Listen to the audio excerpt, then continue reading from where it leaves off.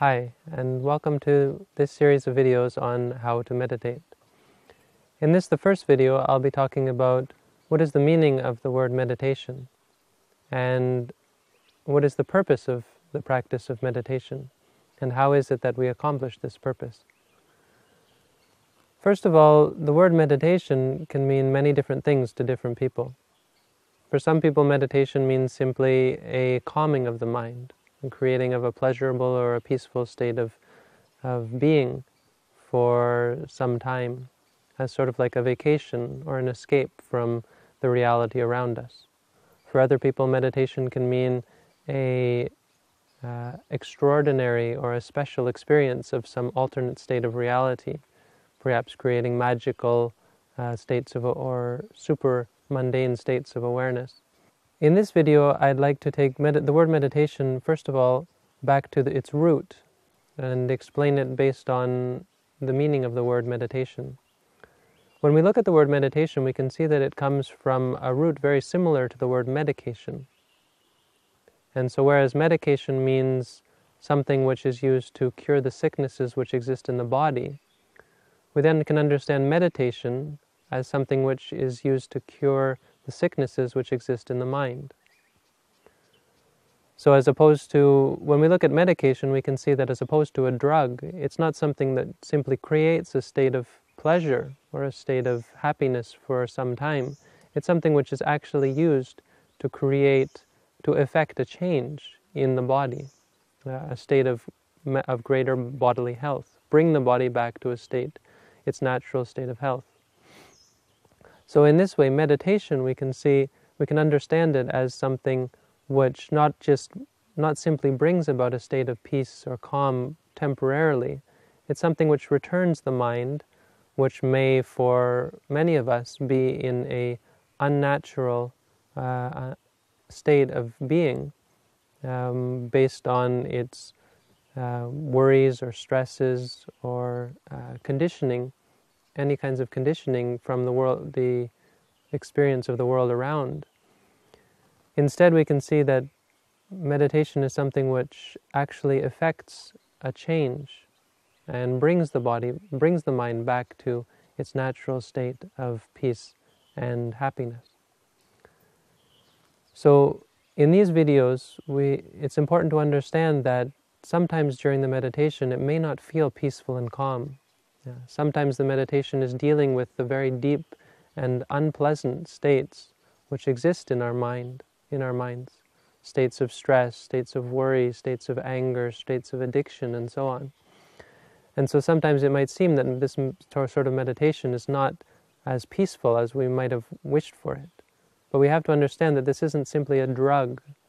This isn't simply a way to feel pleasure for a short time.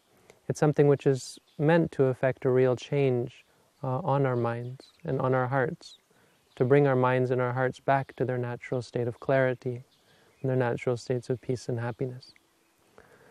So the next question is, how is it that we come to effect this change or this healing, this remedy for the states of anger or greed, of addiction, of delusion, of conceit and arrogance, of worry, of stress, of fear, and so on? How is it that we come to cure these things? And the practice here in this set of videos, the basis of the practice of meditation, as I'll be explaining it, is what we call a clear thought. We're creating a clear awareness of the experience as it happens in every moment. And the way we do this is we use an ancient technique which is called mantra. We're using the ancient practice of mantra meditation, but instead of focusing it on some sort of mantra, a word, which is super mundane or out of the ordinary, we're going to be focusing our attention on the ordinary, on the reality around us as we experience it. But we'll be using a mantra, this word, this name, this label, for the experience, which brings the mind into focus and to clearly experience that phenomenon as it arises. To know it clearly, to see it for what it is, and to not be addicted, attached, or upset, or averse to that experience. to simply know it and to experience it for what it is. So for instance, when we feel something in the body, or when we move our body, or when we think of something in the mind, or so on, we're going to create a clear thought, for instance, thinking. If we get angry, we're going to say to ourselves, angry. If we feel pain, we're going to say to ourselves, pain. We're going to pick a word which describes the experience accurately, and which therefore fixes the mind on the experience for what it is, not becoming upset or attached to the experience. And to do this, traditionally we'll break experience or break reality up into 4 parts. And so we can label reality in one of these 4 parts. Whatever we experience will be somewhere within these 4 parts. And on a basic level, these 4 parts are called body, the movements or the positions of the body, feelings, the sensations which exist in the body and in the mind when we feel pain or happiness or calm. The mind, this is the thoughts which exist in the mind, when we're thinking about the past or the future, good thoughts, bad thoughts, whatever kind of thoughts we have. And number 4, the mental states, the states of mind, whether they be emotional states or whether they be states of clarity or states of drowsiness or states of worry, states of doubt, or so on and so on. These 4, the body, the feelings, the thoughts, and the mental states, are the 4 foundations of the meditation practice. And this is what we're going to use to create a clear thought in the present moment. So for instance, every moment when we move our body, suppose we lift our hand, when we raise our hand, during the time we're meditating, we can say to ourselves, raising. When we're sitting still, we can say to ourselves, sitting. Or whatever position the body is in, we can be simply aware of the position of the body. It's one part of reality that we can use to create a clear thought. The second is the feelings that exist in the body and in the mind. When we feel pain in the body, we can say to ourselves, pain. We can repeat again and again to ourselves. We can say, pain, pain, pain. Instead of allowing the anger or the upset to arise because of the pain, we simply remind ourselves that it's merely a sensation which has arisen in the body. If we feel happy, we can say the same thing, happy, happy, happy, not pushing it away, but also not attaching to it, giving it more significance than it actually has, and therefore not creating a state of addiction, a state of attachment, a state of need. When we feel calm, also we can say calm, calm, calm, and so on. When we're thinking, number 3 is the thoughts. So when we're thinking about the past, good thoughts from the past, bad thoughts from the past, we can say to ourselves, thinking, thinking, instead of letting them become something good or something bad, something to create attachment or something to create aversion. We simply know that they are thinking, they are thoughts which have arisen. When we're thinking about the future, when we're thinking about anything, we can simply come to be aware of the fact that we're thinking, instead of liking or disliking or becoming attached to the thoughts, allowing fear and worry and stress and so on to arise. And the emotional states or the mental states, when we feel angry. So once anger has arisen, instead of letting it build and snowball and become hatred or become an action where we attack, or a speech where we shout, where we yell, where we argue, we simply know that we're angry and we stop it there and we don't allow it to go further. When we feel greed, when we want something very bad, instead of taking or trying to trick someone into so that we can get the better of them, stealing or tricking or creating trouble for someone else so that we can get what we want. We see that we want something and we simply acknowledge it for what it is. And therefore we don't need to do bad deeds to get the things that we want. We say to ourselves, wanting, wanting. When we feel lazy or so on and we don't want to do the things which we know we should be doing, we can say to ourselves, lazy, lazy. When we're distracted or worried or stressed, we can say distracted or worried or stressed. When we feel doubt, we don't know if we can do what we need to do, or we're not sure what to do, or we're confused, we can say to ourselves, doubting, doubting, or confused, confused. So this is the basis of the meditation practice as I'm going to explain it in these videos. And this is the introduction on how to meditate. In the next video, I'll be explaining how it is that we practice meditation, starting with sitting meditation. But for now, I'll leave you with this, and I wish for you all to find peace and happiness through the meditation. Thank you.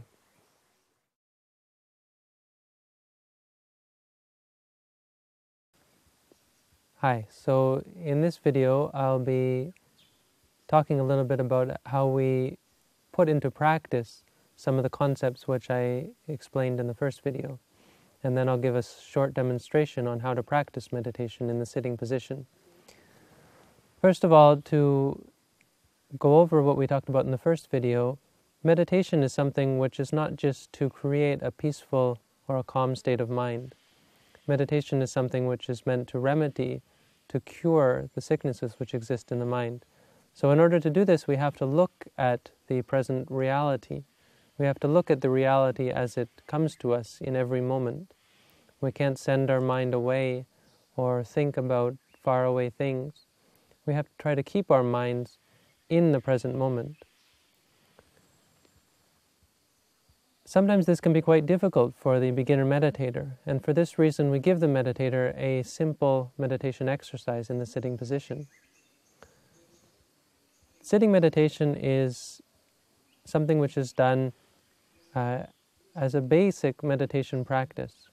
It's something which anyone can do. You can do it either in the cross-legged sitting position, you can do it sitting on a chair. You can even apply the same technique to a lying position for someone who is not able to sit up.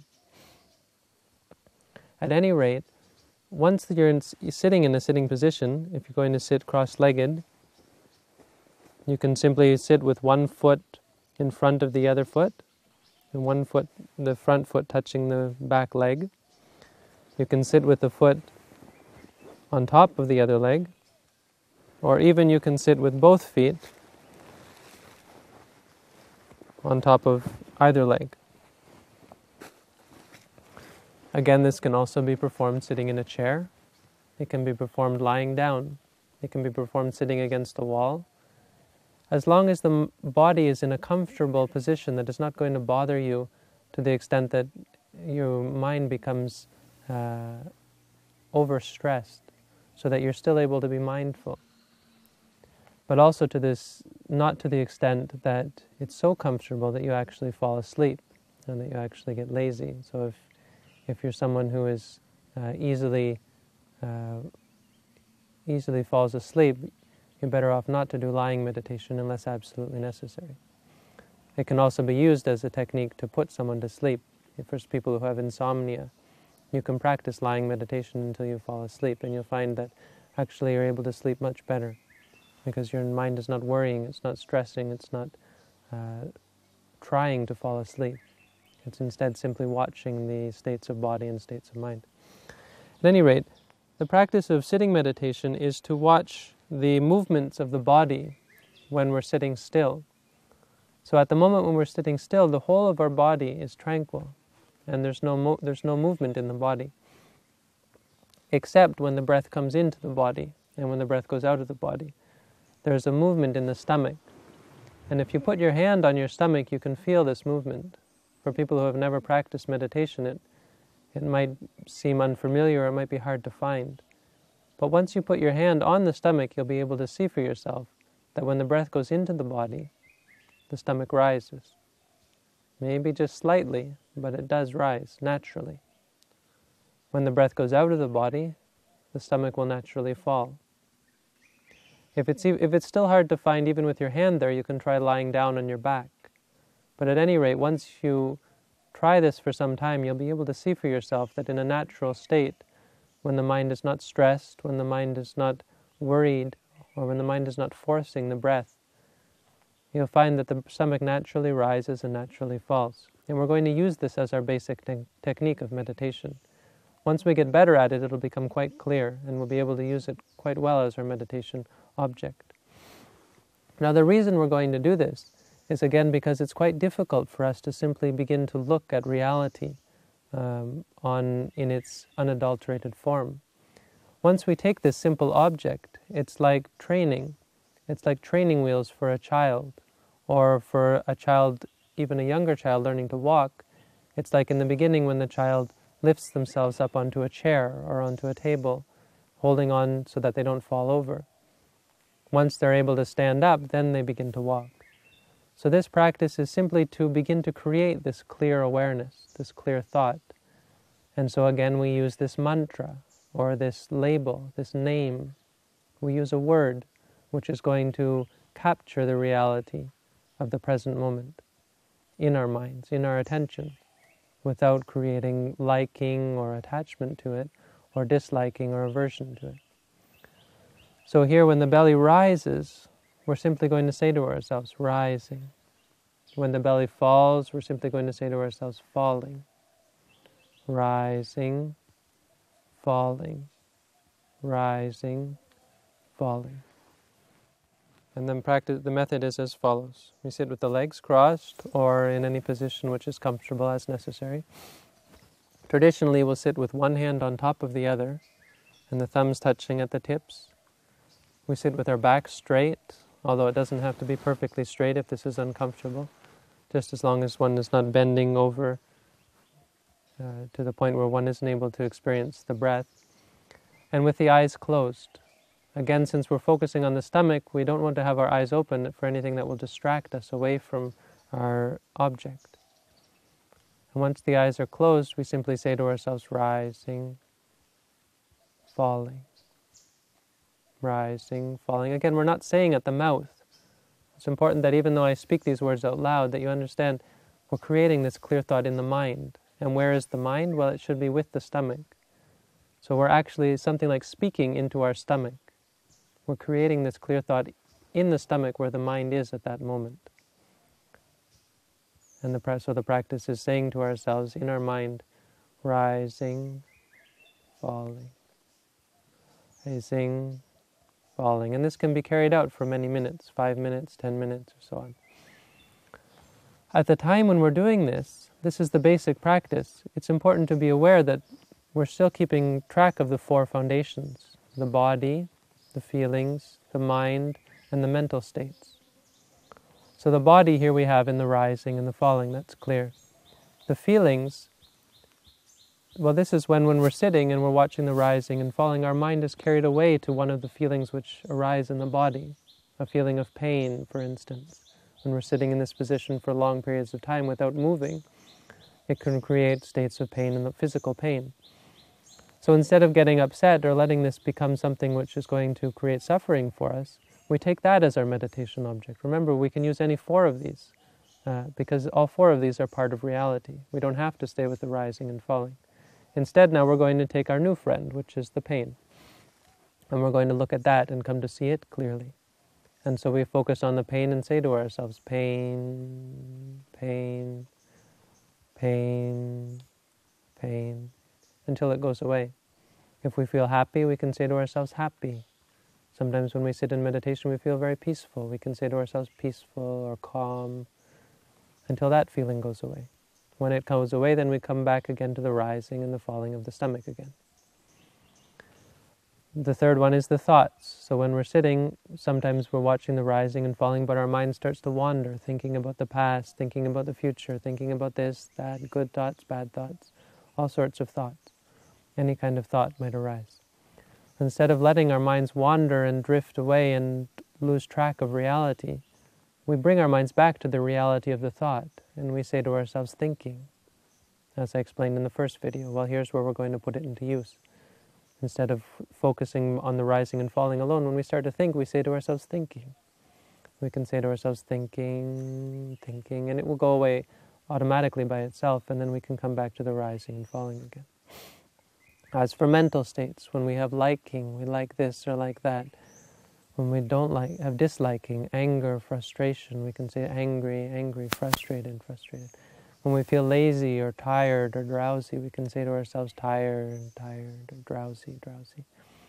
When we feel distracted or worried, we can say distracted, distracted, or worried, worried.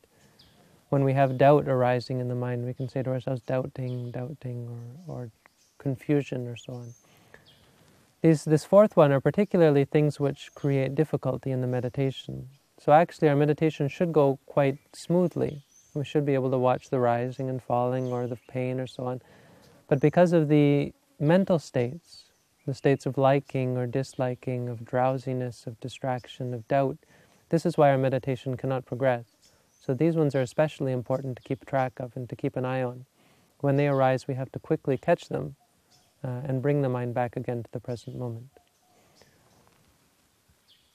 The benefits of this practice of meditation, what we should see as we practice, the first thing which we should see are that our mind starts to calm down, and it does actually become more peaceful, even though this isn't, right away this isn't our goal. We can see that gradually as we practice, the first thing that happens is our mind does become calmer. Our mind does become happier. It does become lighter, and it does become freer from the things which bind it to suffering, which keep it in these loops, in these endless loops of suffering. The second thing we come to see is that we come to realize things about ourselves, and we come to realize things about the world around us.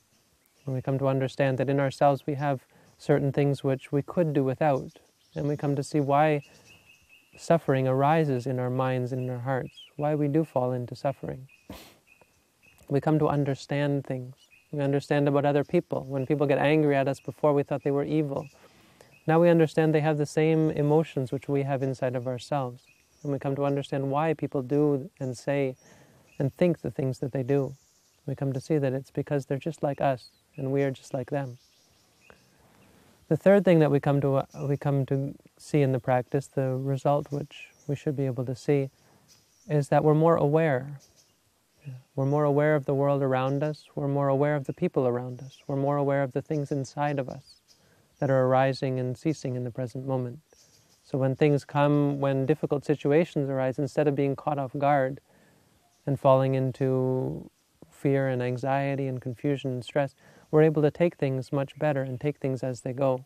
We're able to take sickness much better. We're able to take difficulty much better. Even old age, sickness, death, we're able to take much better through the practice of meditation.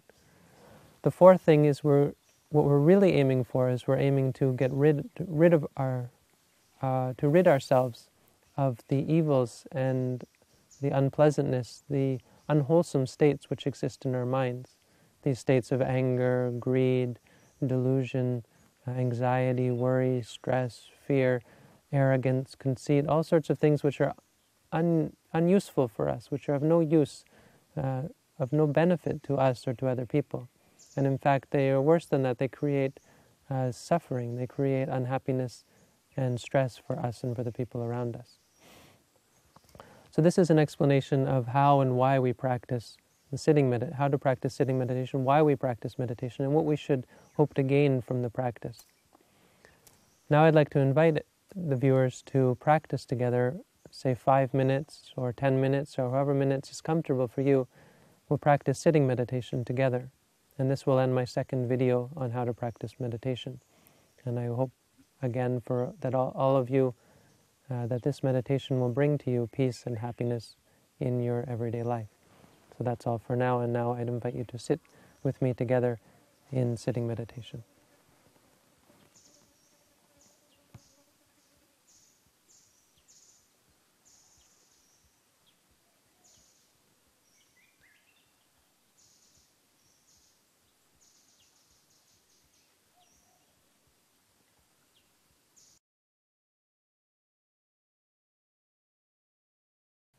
Hi.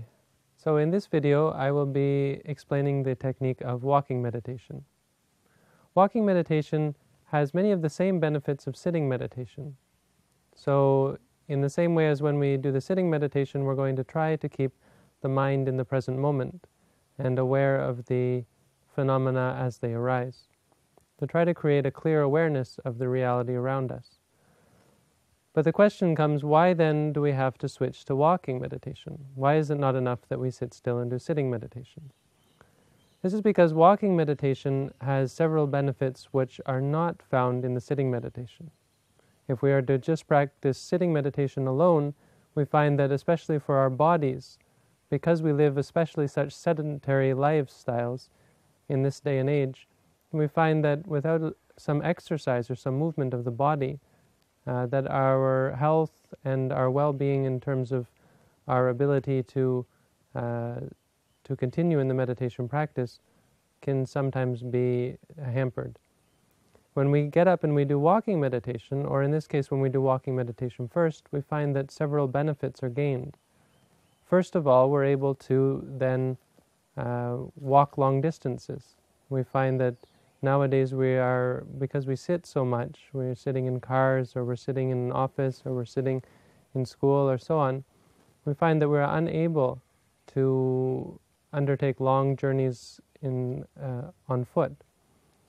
Whereas in ancient times we would have been able to walk 20 or 30 kilometers a day even.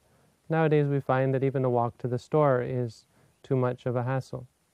Once we do walking meditation, because we are working out the muscles and the systems in the body, we find that we're able to be patient and endure long stretches of walking. This is important, especially if we're going to live a peaceful and a clear life, a life where we are in reality, where we are involved with reality, we're involved with the nature around us, so that we're able to appreciate and understand things as they really are, instead of simply using them to get what we want all the time. The second benefit from walking meditation is that it gives us patience and it gives us endurance. Because it is something which is done very slowly and it is very repetitious, we find that it tests our patience. And if we are practicing it on a daily basis, it can lift our patience and our endurance in any kind of work or activity that we have to do, which is perhaps unpleasant.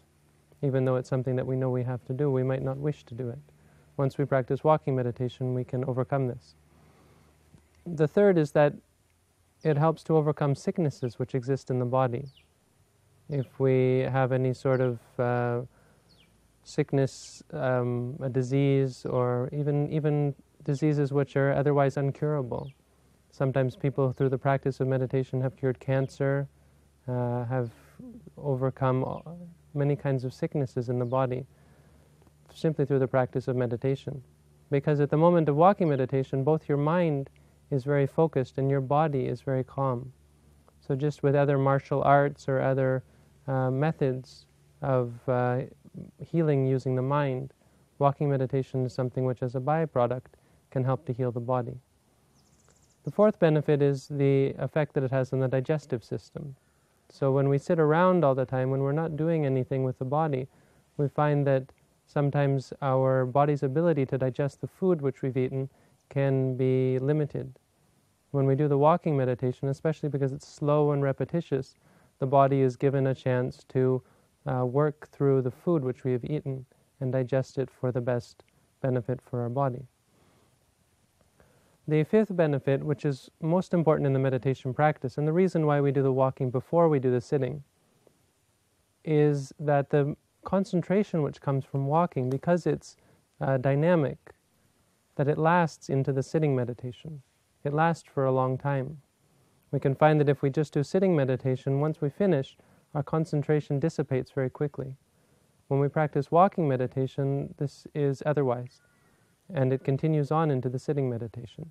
So the concentration has much more strength, and when we begin to do the sitting meditation after the walking, we find that we're already ready.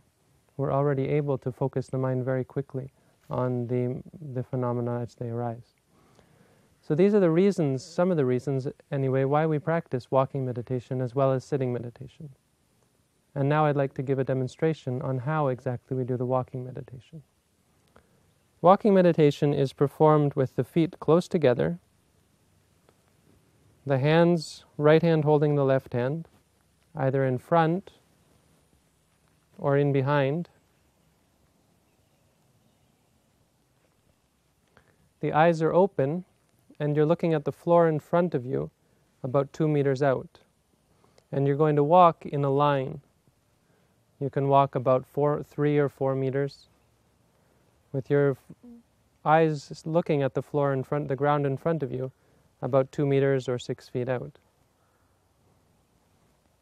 You start with the right foot and you move it 1 foot length with the heel just to be in line with the toes of the back foot. And then the same with the left foot. 1 foot length each time. As you do this, you say to yourself, as we have been from the beginning of this series,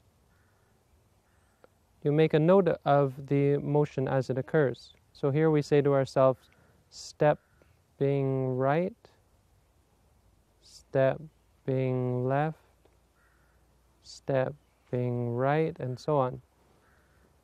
Making the acknowledgement or the note, making the noting at the moment of the movement.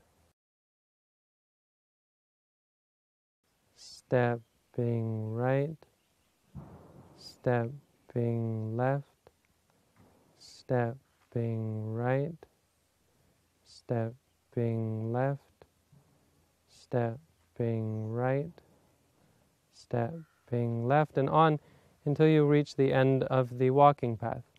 Once you come to the end, we have to turn around. We're going to walk in the other direction.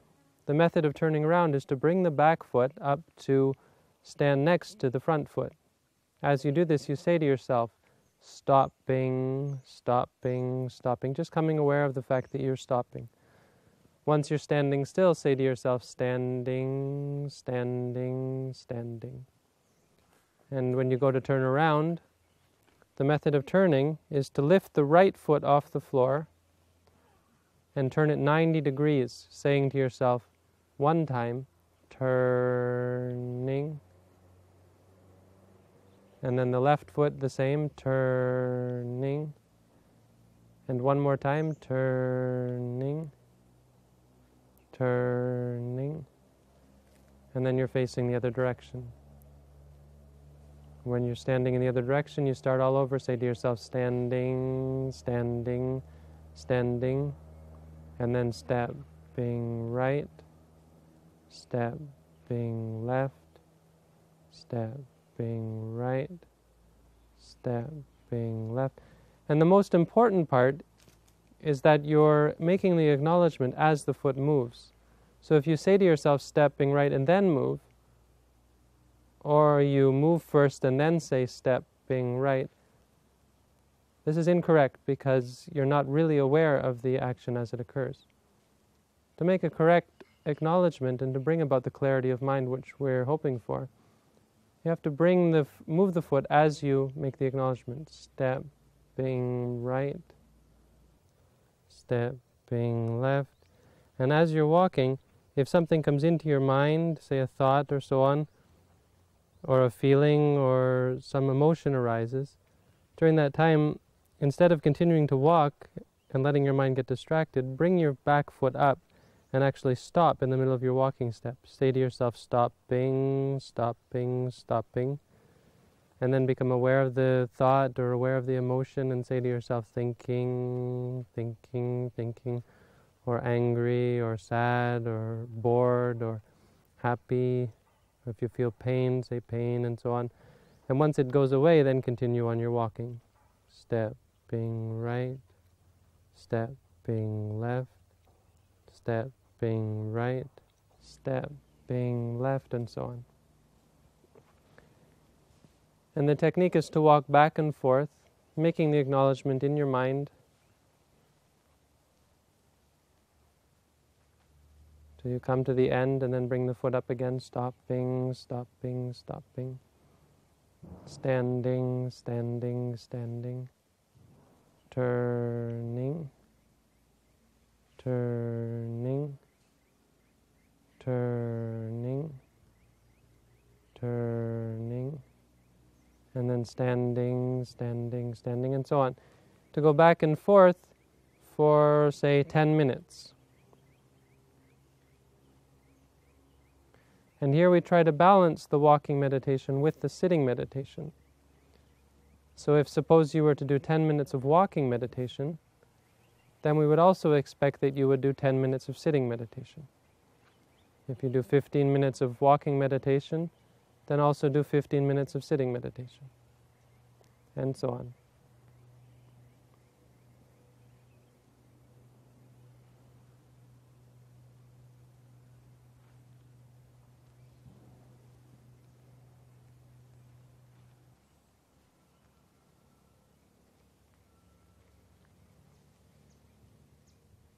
This concludes the demonstration of how to practice walking meditation. And thank you for tuning in. I wish you all the best.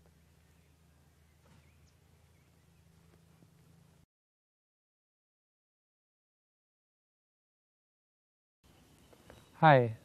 So in this video, I will be talking about some of the important qualities of meditation, which we need to keep in mind during the time that we do the walking or the sitting meditation.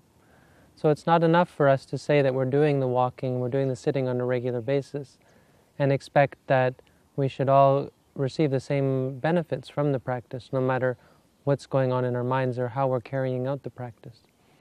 Our practice has to have certain important qualities to it in order for us to consider that our practice is a success, in order for us to really get something out of it.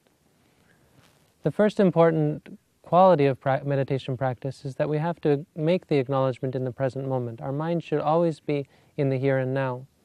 We cannot let our minds fall into the past or go ahead into the future. We shouldn't think about how many more minutes are left in the practice or how many minutes we've practiced or so on. Our mind should always be in the present moment.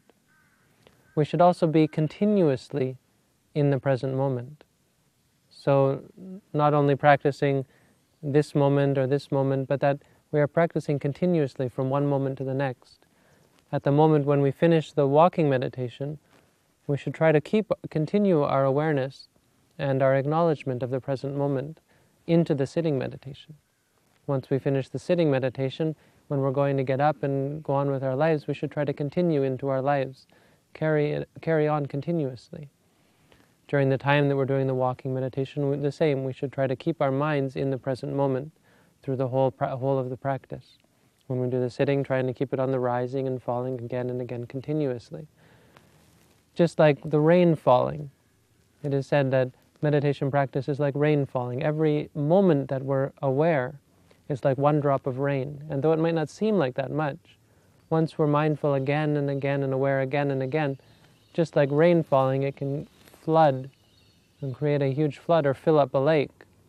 In the same way, our awareness again and again in one moment after one moment can create very strong states of concentration based on the present moment, so that we're very clearly aware and we create a great understanding and clarity of mind in regards to reality. Another important point is the actual acknowledgement, or the quality of the acknowledgement. We have to, first of all, have a certain amount of effort. It takes effort for us to do this again and again, and we have to acknowledge this. And we can't just let ourselves say rising, falling, and let the mind drift. We have to push the mind and keep the mind with the present moment, with the object as it arises, whatever object that is. So if it's the rising and the falling in the beginning, staying with it again and again, sending the mind out, instead of keeping the mind up here or at the mouth, sending the mind out to the object again and again and again, and keeping the mind very sort of a strong state of mind, keeping our mind strong and focused on the present moment. Once we do this, then we'll begin to become aware of the object, and this is another important thing, that we're actually aware of the object as it is occurring. So that we're not just saying rising, falling, but once we push our minds to the object, that we actually know from the beginning to the end of the motion. If it's pain, that we actually are aware of the pain. If it's thoughts, that we're actually aware of the thought. Once we become aware of the thought, then we can make the acknowledgement. And this is, of course, the most important part, is that actually we grasp and we fix the mind on that awareness, not letting it continue on into liking or disliking, or creating all sorts of mental activity or judgments about the object. The final important fundamental quality of practice is called balancing the faculties. So it's recognized that all people have certain faculties in their mind. These are qualities of mind which are very beneficial. Altogether there are 5. These are the confidence, effort, mindfulness, concentration, and wisdom. And these have to, we say these have to be balanced with each other. For instance, some people might have strong confidence, but they may have low wisdom. This means that they have what we call blind faith. They believe things simply because of this is what they've been told, or because of some desire to believe. not because of any rational understanding. Some people have strong wisdom but low faith, so they doubt everything. And they refuse to believe anything, even from a respected authority or so on. Or they refuse to believe anything because they themselves have never experienced it, because they've never undertaken the meditation practice. Some people have strong effort, but weak concentration. In this case, the mind becomes distracted, where the mind is not focused. It can't focus on anything. Some people have strong concentration, but weak effort. And this makes people lazy or drowsy, keeps us from sending the mind on and on and on, keeping up with the present moment. And we find ourselves getting drowsy and falling asleep. The way we balance these, we balance confidence with wisdom, and effort with concentration. We use mindfulness. We use this clear thought. The effort, sending the mind to the object, the awareness of the object, the focusing on the object, and the clear knowing of the object.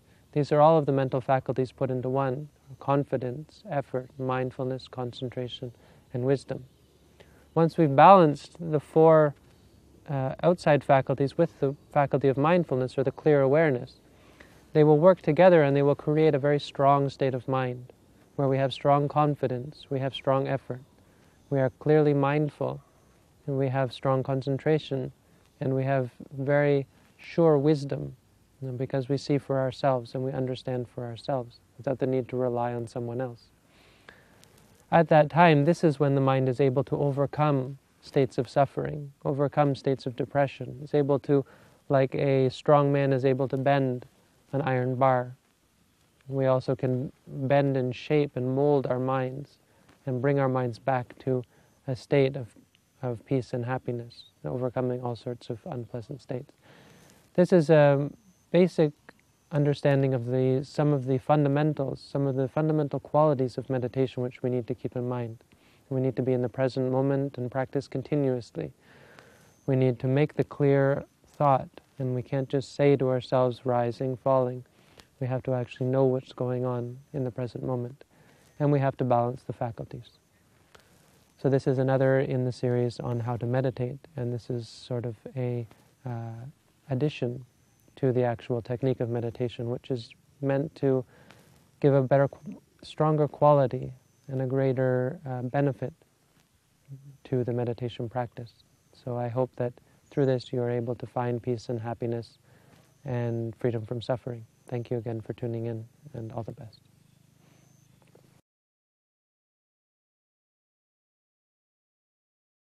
So in this video, I will be talking about a third technique of meditation, which is generally used as a warm-up practice before doing the walking and the sitting meditation.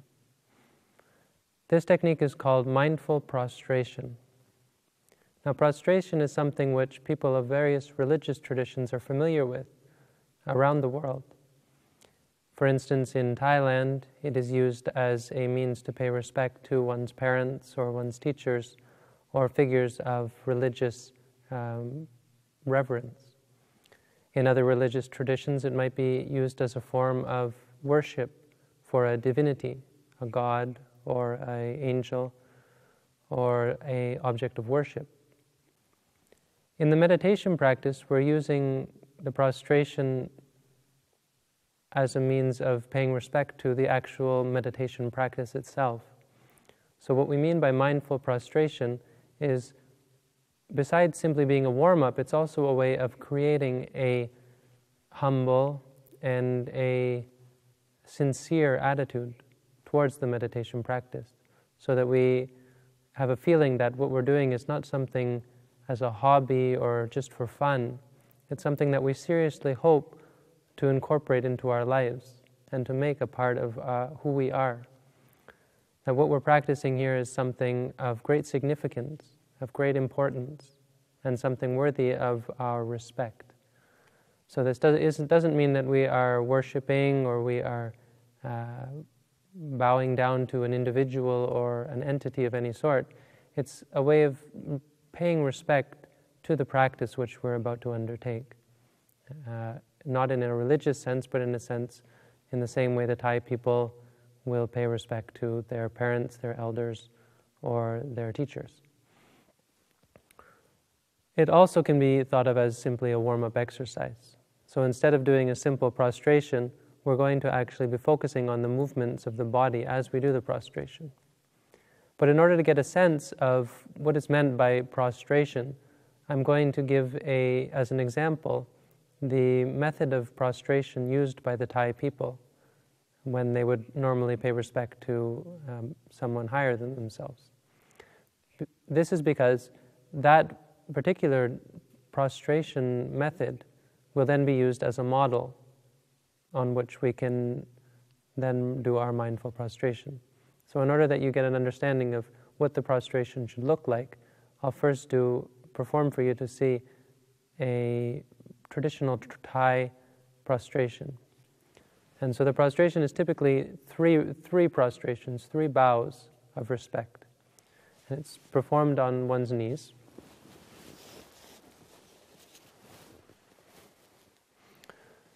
Traditionally with the person sitting on their toes. But if this is uncomfortable, you can also sit down on the tops of your feet.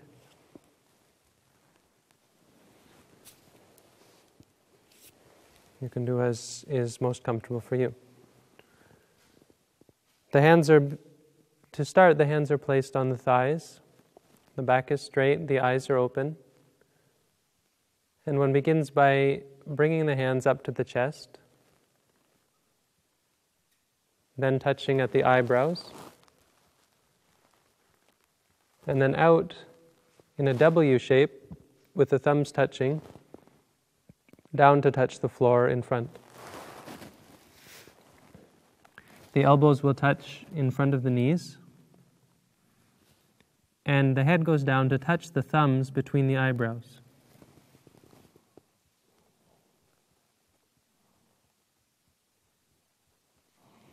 Bringing the head up again, and then the hands up to touch together in front of the chest. This is one prostration. Then one goes on to do the second prostration, up to the forehead, and out again. And back up. And a third time.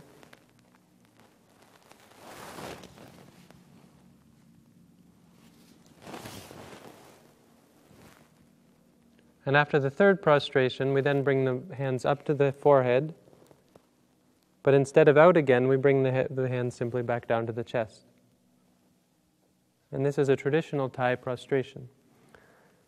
This is going to be the model for what we call the mindful prostration. So it's a means of using this bodily movement as a meditation technique, or as I said, a means of paying respect and building up states of humility and of respect, of sincerity in regards to the meditation practice. So we begin in the same way by putting the hands on the thighs, and we start with the right hand, one hand at a time, because here we're going to be watching the movements of the hand. Again, we're focusing on the body as our primary meditation object.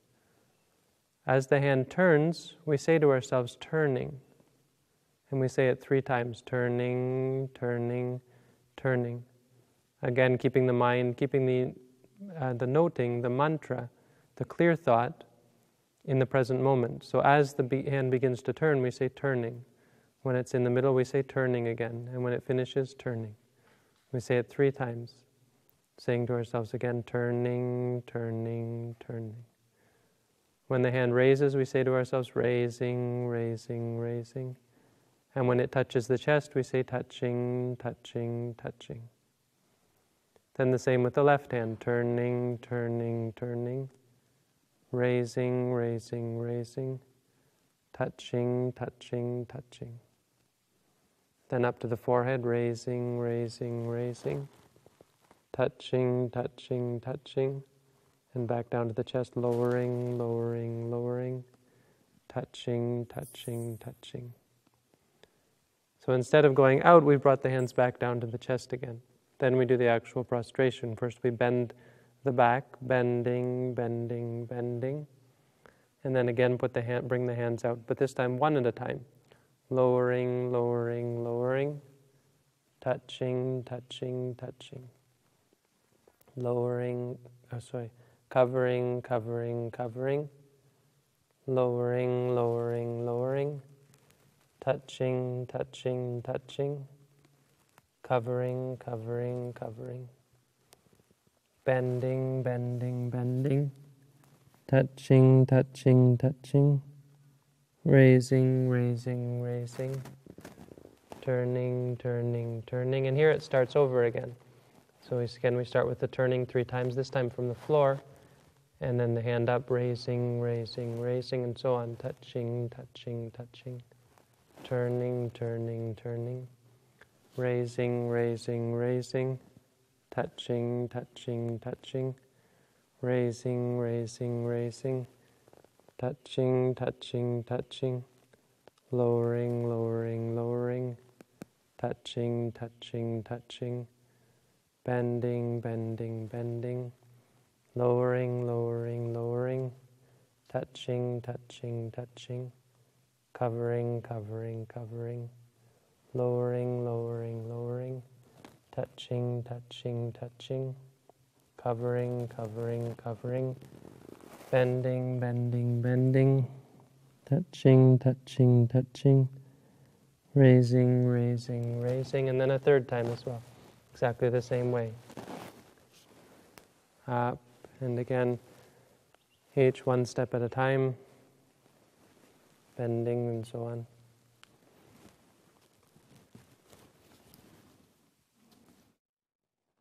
And after the 3rd prostration, we come up raising, raising, raising, touching, touching, touching, and up again to the, after the 3rd time, up again to the forehead, raising, raising, raising, touching, touching, touching, lowering, lowering, lowering, touching, touching, touching. And instead of bending again to do a 4th prostration, we instead bring the hands down to rest on the thighs, lowering, lowering, lowering, touching, touching, touching, covering, covering, covering, lowering, lowering, lowering, touching, touching, touching, covering, covering, covering. Once we finish that, we continue on with the walking meditation and then with the sitting meditation. So it's important that once you finish this, you don't just get up to do the walking meditation, you continue on with the mindfulness. As you go to stand up, first you say to yourself, sitting, sitting, sitting, and then standing, standing, and you stand up, and then slowly go to do the walking meditation, making sure that your mindfulness, your awareness, your clear awareness of the present moment is continuous. So that's all for today. This is the practice of what we call mindful prostration. So I hope again that this practice brings you both peace, happiness, and clarity of mind. Thank you.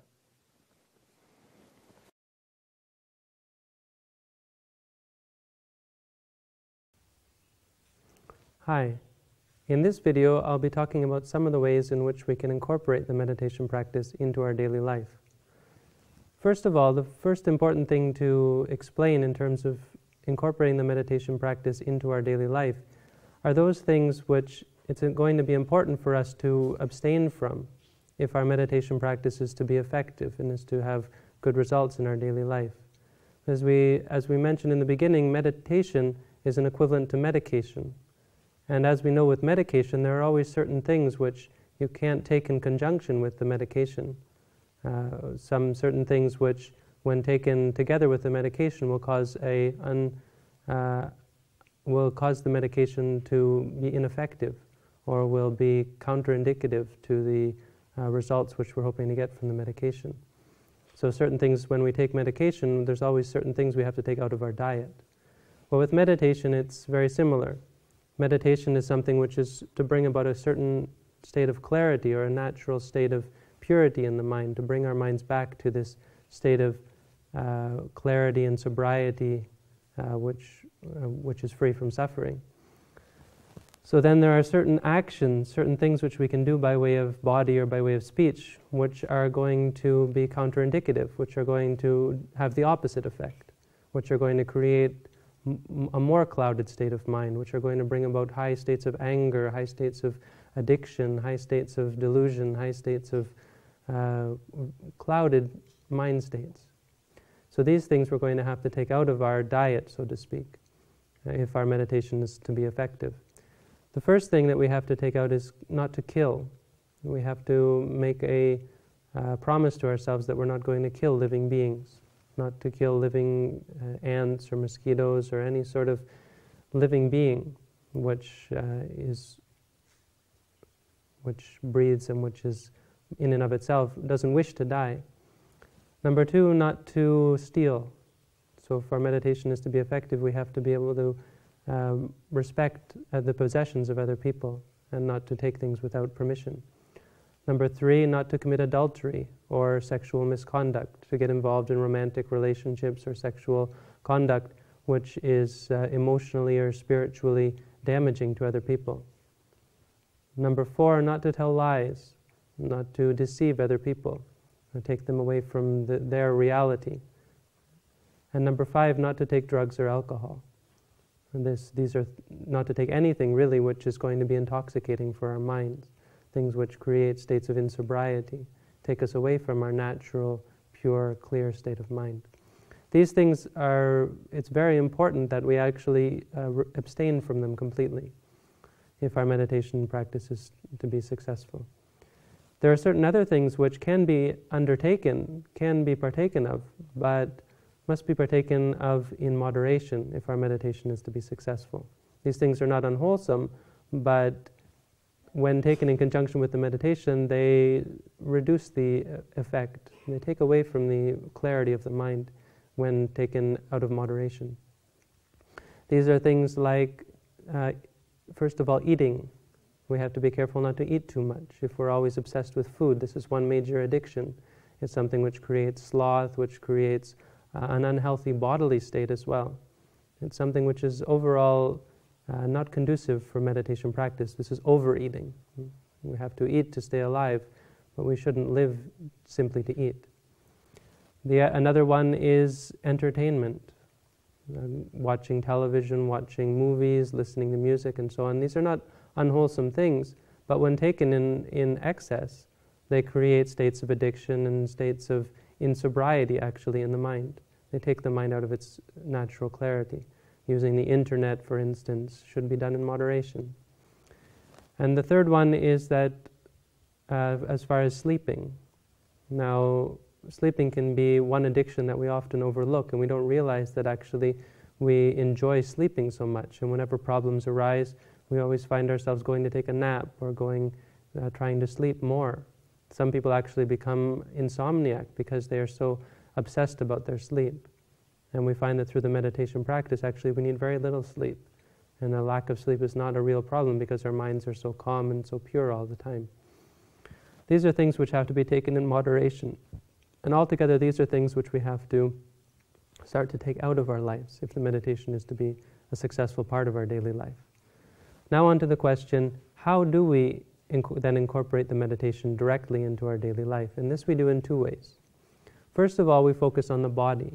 Now the body in general, it's in one of the four major postures at all times. So either we're sitting, or we're standing, or we're walking, or we're lying down.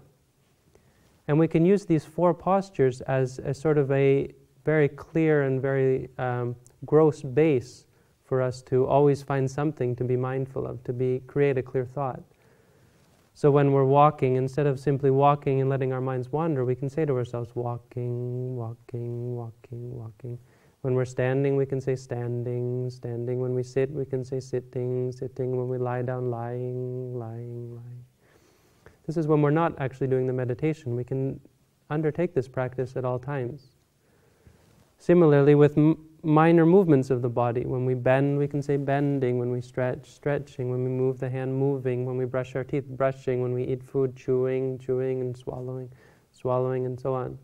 Any movement that we make in the body during the day, we can be mindful of. When we go to the washroom, when we take a shower, when we change our clothes, when we wash our clothes, whatever we do during the day, we can be mindful of that as well, creating a clear thought based on the movements of the body. This is the first way of incorporating the practice directly into our daily life. The second way is we can use the senses. So seeing, hearing, smelling, tasting, and feeling. Normally when we see something, we either enjoy it or we get upset by it. Well, now we're going to start to use it to create a clear thought, not to create a judging thought. When we see something, just to know that we're seeing. Say to ourselves, seeing, seeing, seeing. When we hear something, instead of listening and enjoying or getting angry and upset by it, we say to ourselves, hearing. When we smell, we can say smelling. When we taste, instead of enjoying it or getting repulsed by the taste, we can simply say to ourselves, tasting, tasting, and keep our mind clear. When we feel something on the body, hot or cold, hard or soft, or whatever feeling, we say to ourselves, feeling, feeling, feeling. These two ways are sort of a general practice which we can undertake in our daily life, in a way of incorporating the meditation practice directly into our daily life.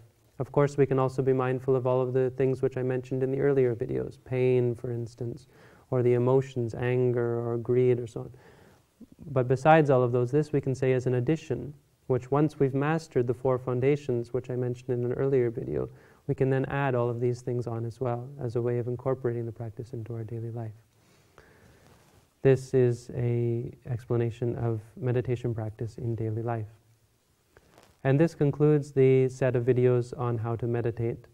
And I would like to thank you all for watching, taking the time to watch these videos. And I really, truly, sincerely hope that these videos bring peace and happiness and freedom from suffering to you and all of the people around you. Again, thank you for tuning in. If you'd like more information, you're welcome to contact us through the website. And all the best to you.